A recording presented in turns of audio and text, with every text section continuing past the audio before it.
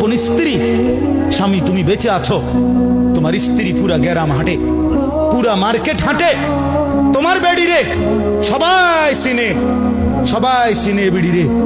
তুমি বেড়া বাচ্চা রয়েছো কেন? তুই ফাঁসি দেস না কেন? তুই মরস না কেন বেটা?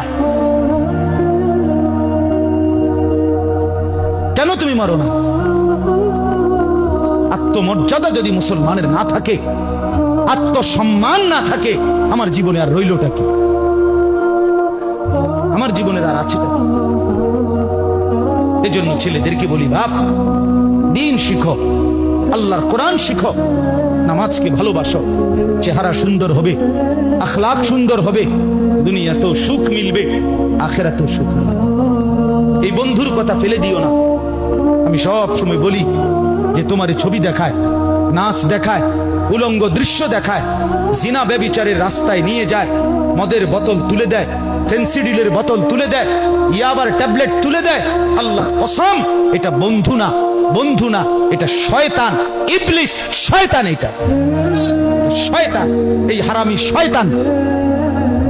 যেই মেয়ে তোমার বিবাহ বহির্ভূত, যেই মেয়ের সাথে প্রেম করো, এই মেয়ে না, এটা সরাসরি ইবলিস, এটা শয়তান, এটা তোমারে ভালো করবে না।